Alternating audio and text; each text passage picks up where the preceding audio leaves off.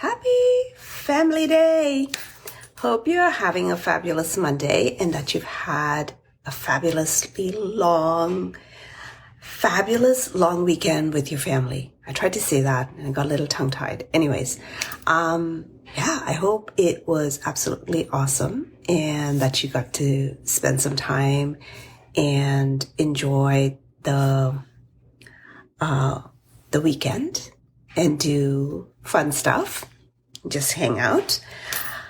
So in the US, it's President's Day. In Canada, it's Family Day. It's, I must say, it doesn't make a difference to me. I'm an entrepreneur.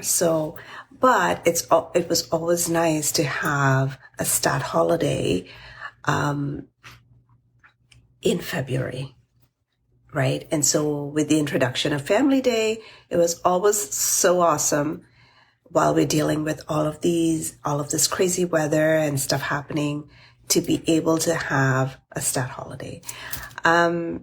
Anyhow, hope you're doing well for February, and we are looking forward to spring because that will be here soon. It's been a little crazy, and so I wanted to tell you a story today. Poor connection, apparently. I don't know why. Anyhow, I was talking to my mom, and she was mentioning to me that she had got this email from a friend of hers, pretty much saying, hey, can you email me? I want to tell you something. And so I said to her, why wouldn't she tell you the something if she emailed you in the first place? Why would she email you to ask her to email you so that she could tell you something? Anyhow, I was trying to explain to her about how there's so much scams going on. And, not too long ago, she got defrauded on her card. I don't know. She doesn't even know much about Meta, but supposedly she had charges on her card. I'm not quite sure how that happened. However, I was just trying to explain to her how it's very easy to get defrauded where you think someone is sending you something. And it's almost like you have to clarify with people, hey, did you send me this email? Oh, hey, did you send me this friend request? That's the other thing too, is all these scammy friend requests that you get and you discover that the person's already following you, right? So, there's so much happening. There's so many scams going on these days. And, for my older clients, I want to, just have a little bit of a something to tell you, like you did not win that lottery. If someone sends you an email telling you they have money for you, it's a scam. It's all these scams, and it's so sad that we actually pick on, the vulnerable, or even like a lot of times it's not even the older people that are getting scammed by all of this. So, I just wanted to say, to be mindful, potentially about scams and not to get easily scammed. And if you think it's your family member sending you or a friend sending you a message to say, do this or send me this, whatever, just pick up the phone and call them and ask them, hey, did you send me a message? Now, in my mother's case, the person then tells her she has a friend who's suffering from liver cancer. It's so weird. It's so weird. And that she's out of the country, but she really needs to, get her an Apple Watch, and she wants her to go buy the Apple Watch, and she'll tell her where to send. This is the scam email, and it's so weird. So, just kind of figuring out that sometimes, people get scammed and the emails get, phishing stuff. And then you are, in return, it's nothing, there's nothing wrong in just picking up the phone and calling the person and saying, hey, did you email me? Did you need me to do something for you? Anyhow, moving on. From the scam thing, it's a good time to remind people about title insurance, right? If you're buying a new house, I know it costs money these days. And so thank you for the love. thank you so much. But these days it costs money for title insurance, but it's one of the things that you can have. Now, it doesn't cover everything, but it does cover quite a bit of stuff, disputes on boundaries, disputes, if someone scams you and takes your home and puts it in their name and sells it, because, a lot of that's been happening. As a matter of fact, I was talking to a friend today, and they were telling me about how, someone they know had their house up for sale, and someone was doing some sort of scam, a rental scam with that address. And so there's a lot's happening. And so people need to be wise about all of these scams. Now, with the rental scam, I will tell you, is a big no-no, because a lot of people, not everyone uses a realtor when they list. Some people do, some people don't. And so when people are listing personally, you have someone asking you for $100, $200 deposit, $250 deposit for a key so that you can get a virtual key to go see this place. Yeah, you're probably not going to see that money back again. So think twice, be thoughtful, right? And I know it's so hard, because even when I was talking to my mom today, she kind of said to me something. She goes, it's so sad that you have to be so hyper aggressive. She called it aggressive, the way I was telling her what she needed to do. And she's like, my goodness, you have to have all these 10-step process for everything. Just because someone may be scamming you, right? And it's just unfortunate, really. And I wish these people who did these scams actually put their mind to something, because I'm sure they made for greater stuff, but they just find the greatest stuff to do and use the energy on bad stuff. Anyhow, so having given you the lowdown on scams and talking about scams and talking about, title insurance, and it's important to take that when you're buying a new home. Definitely something that even just close your eyes, pay it. It's the best money you'll pay. Now, one thing I will say to you is sometimes with title insurance, even though someone scammed and sold a house to someone else, it doesn't really give you that opportunity to get your house back, which is really, really, it only gives you the opportunity to get money, and it doesn't give you your property back, which is really unfortunate, right? I don't know. I think these scammers should be lined up, and, I don't know how you can stop it, but I'm sure there's a way to stop it. There's a way to do everything. But our laws need to change when it comes down to this stuff. Now, what's going on in the real estate market? And that was the next topic I wanted to talk about. So the real estate world is changing. It's been changing drastically for the last little while. And I know there's so many moving pieces to this. It's the interest rates that are, I'm so sorry, the beeping is my oven, but I'm sorry about that. It's the interest rates. It's everything else that's happening in the world of what we live in. And so, in saying that, I'm sorry about that.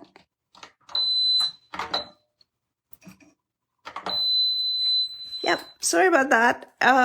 Anyhow, so in saying that, the market took off to quite a start with home sales, which is quite interesting, really, because December, November, very quiet months, right? So a lot of the inventory actually had dropped off and had come off the market. And then we see this huge uptick. And so people think the prices are climbing. Now, not everything is going crazy. Condos are still, there's a challenge with condos with regard to smaller homes, like smaller detached homes, semi-detached freehold townhomes, anything freehold. Those are the ones that are doing really, really well. And those are the ones that are really kind of getting multiple offers. I mean, some detached homes as well, they're getting multiple offers. But is it because there's limited inventory? What are your thoughts? Or is it because, the market's just heated up? It's hard to really tell now. If the market keeps going this way, even if we have more properties listed, and I think what's going to happen is we're going to have this influx of properties list, and then we're going to go back to square one. Now, March, the interest rate announcement in March, according to what I hear, the economists talking about this topic, they're mentioning that there won't be a drop in March, but probably sometime in June or July towards the end of the year. Some people are saying multiple drops. It's really hard because inflation's been pretty sticky so far. But we've also been seeing unemployment creep up. So we'll see. There's no crystal ball, right? Because even these people who make the announcements or who talk about it, even these economists don't know. And so that's why people lining themselves up in anticipation. It's hard to really judge the market and know where it's going. It has to feel right for you. If you can afford, if you do the numbers work out for you, and you are able to get a home at a good price, then great, But the numbers have to work out for you. And I think we're going to see a lot of people surface if the rates don't drop, people that are struggling. There are a lot of people struggling. Over the last couple of months, I was noticing a lot more power sales that were listed. Now, this is something we haven't seen in years. I will tell you, we haven't seen this in years because we've had such even tone rates. But there are some people who are overextended, right? You think about it. If you had a 2% rate and now it's at 6 and you had a variable, which typically, the amount you'd be paying is quite a bit more than what you would have been paying. In saying that, even that 2% hike that they were talking about, the stress test rate, right? So even that wouldn't make much of a difference because it would cover you till when it doubled to 4, but the moment it went past that, you're probably hurting a lot more. Now, in saying that, some people were already overextended. So when you're already overextended, and you're trying to do this, obviously that might be harder. And of course, there could have been changes in their life, right? Maybe someone lost their job, who knows? So what will happen in the next few months will be quite interesting to see where this market goes. Will the market just keep heating up and keep going in an upward direction? Or will we see some ebbs and flows until, the rates actually drop? Now, there are some people, look, there's nothing wrong with, I think it's important to list your property, to actually make sure. So this is my take, okay? I think if you're listing a property right now, it doesn't matter how hot or how cold the market is, you have to be competitive. So you have to, make sure your property is clean, make sure your property is staged, make sure your property is not chintzy staging, okay? It has to look inviting. It has to look, people should walk in and want to live in it. People will say, what do you think a buyer will pay? A buyer, depending on who the buyer is, that's who determines the price your house will sell for. If a buyer walks in and all they see is clutter and, they can't see through that. Buyers are sometimes, most buyers are unable to see themselves. So I've had people walk in, and when they see an empty room, they'll tell me, I don't think my furniture is going to fit in. And I'll be like, yes, it will fit in this room. And so it's almost like I have to do a little exercise with them where we measure their furniture, come back and show them that, yeah, the furniture is going to fit in, because they can visually see past that. The other thing I find that buyers, when they see too much of the other person's stuff, when it's not neutralized, it's very, sometimes they can't see past that. And you have to tell them, hey, by the way, you're not getting the furniture with the place. You'll get to decorate the way you want. But in order to get the best possible price, no matter what the market is, you have to do a couple of things. You have to clean. Your house has to be spotless. You have to, I've said this once before. I've said it a couple of times before. This is how I feel when I walk in a house, right? If a house is very clean, even though it's dated and may have like stuff from the 70s, you will still walk in and feel like, oh, this house is so clean. Yeah, it's dated. I have to change all the stuff. But if you walk into a house and you feel like, it's cluttered, it's dated, and it's dirty, it's very hard to look past. I find buyers having a hard time looking past. And, I say to buyers that I work with, the paint is like the cheapest thing. Don't worry about the paint, okay? Leave the paint aside. Try to look past the paint.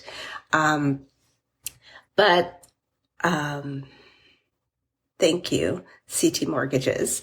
It is very true. And so when it comes down to just selling your home, pricing strategy. And I think that's what's missing. Sometimes people will want what they want. And it's okay to say, hey, sometimes as a realtor, you have to be able to decide whether you're going to take on a listing. Every time a realtor puts a property on the market, okay, not every time, me as a realtor, I put a property on the market. Before the property even hits the market, I'm out $3,000 to $5,000, anywhere between $3,000 and $5,000, depending on the house. I've already put in that money. And so I'm motivated to sell your home for the best price. I want you to make the most, and I want you to be able to buy the money. But the pricing strategy is really important. Now, if everything else is selling for X amount of dollars and you've compared everything you had to compare and you come up with a price, it has to be right on the money. And if you get anything more than that, it's a bonus. But I think people set themselves up the wrong way. They think, hey, I'm going to ask for more because more than likely someone's going to give me more.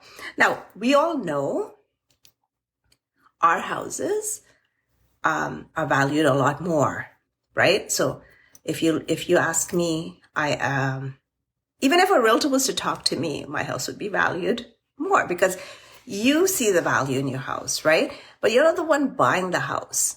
Other people have to see the same value. Other people have to be able to say, okay, like, what do I see in this house?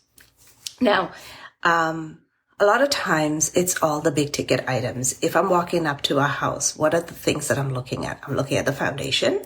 I'm looking at the roof to see if the roof is a disaster, because that could be a problem. And an expensive one. And, or do they have a metal roof? Did they have an asphalt roof? How long ago did they change it? All of those things. So these are some of the things that I look at when I'm with my buyers. The other part that I look at is, are the finishings, or even though it's cosmetic, have they taken shortcuts? I call it lipstick, and it's exactly that. Like, did someone just put lipstick to sell the house, like paint the cabinets, so I take a look at the caliber of work they put out. And it kind of tells you a little bit, right? If someone's just literally holding stuff together with duct tape, then you need to look a little deeper, because if you can see that, what else are they hiding? What else is behind the wall? So, that's something to be mindful of. And then I encourage buyers to look at furnace, AC, how old they are. And I'm not saying these are deal breakers. Don't misunderstand me. What I'm saying is you need to be aware so that you set that money aside. And you set that money aside so that you can then put money towards those big ticket items. And the last thing I look at, I missed something. So, furnace, AC. Oh, that's one more item. Oh, and water. How can I forget that water damage? Yeah. So like when you walk into a basement, do you smell like, does it smell moldy? Is there signs of water damage? The unfinished areas. Are you looking at those areas like the cantina, the, unfinished space where they have the furnace? Do you see any signs of water damage? All of those are important things to look at when you're buying a house. So that way, at least you know what to what to expect, right? When you move in, if the furnace and AC is old, then you want to make sure that those items are like you've got some money set aside, or at least you're going to save some, so that if they do need to get fixed over the next few years or year, you know your game plan to move forward with it. And the last thing that I tell people is, when you're looking at all this, it's not to freak you out, because I know people get dazzled, right? When you walk into a house, the house that has, the prettiest stuff, everybody wants to buy that. But you know what they say? The best value is, the worst house on the best street, right? That's kind of value, right? If you're going to pick, it's going to be the worst house on the best street, because you can fix all those cosmetic issues. Like if you needed a new kitchen, you can put in a new kitchen. Yeah, it takes money, but it's cosmetic and it can be done. It can be done over time. It can be done, before you move in, whatever it is, but you can do that, and it costs a lot less potentially, depending on the size of the kitchen.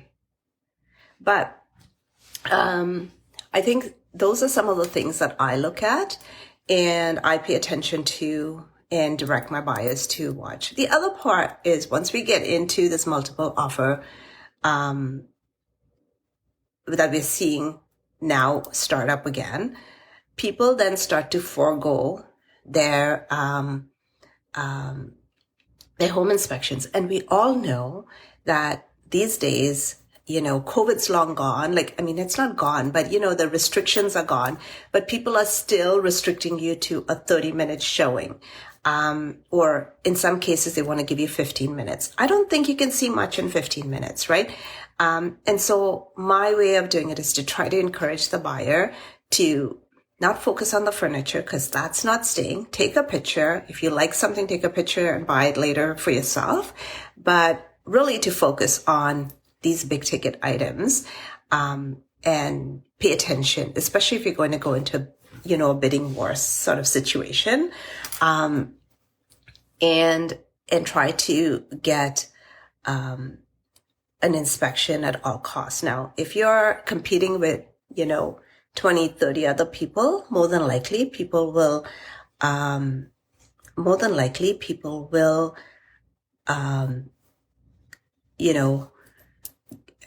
give up that inspection clause, right?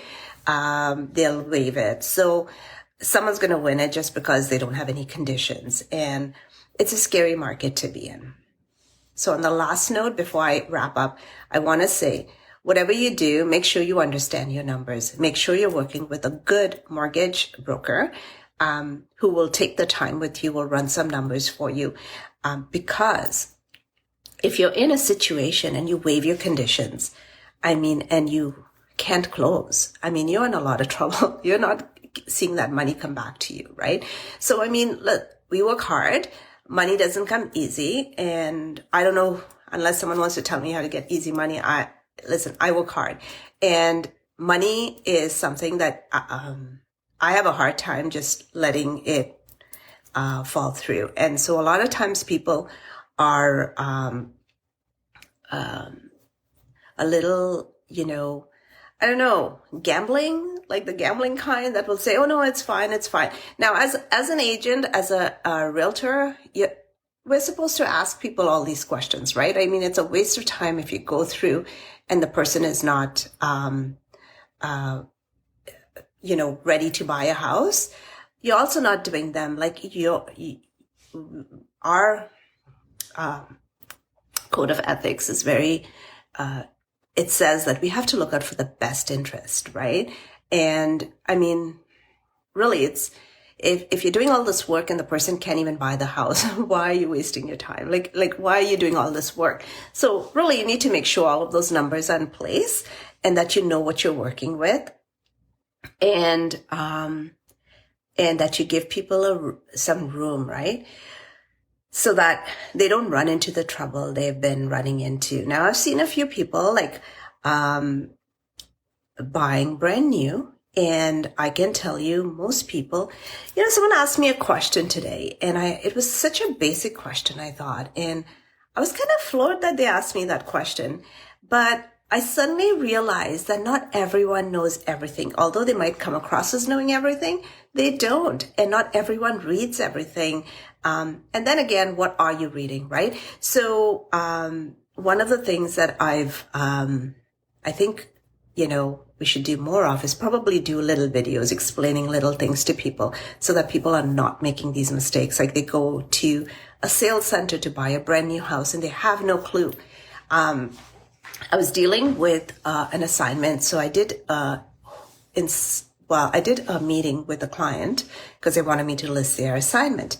And so one of the things I asked is, hey, did you get permission from the builder to list? And they just looked at me and I said, but you had listed it before. Did you not get permission? And so they didn't even know that they had to get permission from the builder to list their assignment. And if the builder has inventory, guess what? They're probably not going to give you permission because they don't want to be competing with you, right? Because you're probably going to come in at a lower price because you want to offload this property. And that's what I'm seeing in a few other places where people were not able to close and they had like $200,000-$300,000 on a property, and they were not getting the opportunity to sign either. In some places, some people, they were not getting the opportunity to put on the MLS. Some people, and if you can't put on the MLS, I mean, doing an exclusive makes no sense because you can't market it. Anyways, so, look, all I'm saying to you is be aware, right? So these people that I was meeting with, they really didn't have, didn't ask a lawyer to look over their paperwork. They didn't maybe they took an agent. I don't know. But at the end of the day, research the builder. That's number one. Take a look at every article you can find. If the builder has even some bad articles, think twice before you buy. There's going to be other builders. And no one's going to tell me that a builder is giving you a cheaper price than a resale property, because it's not true. A resale property is always cheaper than what the builder is selling. But somehow their marketing is amazing and they've sold you a bill of goods and people buy it. They buy it because, they think they're getting it cheaper. But all that glitters is not gold. And with that, I'm going to end for this evening. But come back next week. I have a guest, I think, next week. I can't remember who. But in March, I have a mortgage agent that I'm interviewing. The first, I think it's the 4th, or whatever that first Monday in March is. I have a mortgage agent. And so come prepared with your questions. And if you have a topic that you'd like me to unpack further, then DM me, send me a message. And thank you so much for joining Paper Fergus House. Thank you very much as well. And for those of you who don't know me, my name is Jacqueline Watson. I'm a realtor with Sutton Group. I hope you had a happy Family Day. And if you're in the US and you're watching, I hope it was a great President's Day weekend. Either way, thank you so much for spending your time with me. And until next time. And CT Mortgages, I want to interview you too. So if you're up to it, let me know and we can do a show. Oh my goodness, Paper Fergus House is watching from the UK. How amazing. How amazing. I don't know if you're having a stat holiday in the UK. I don't think so, but hope you had a fabulous Monday. Either way, thank you so much. And until next time, we'll see you again. Bye. Awesome. I'm going to take you up on it, CT Mortgages. Anyhow, have a good Monday and all the best for the rest of your week. Go get him, and we'll see you soon. Bye.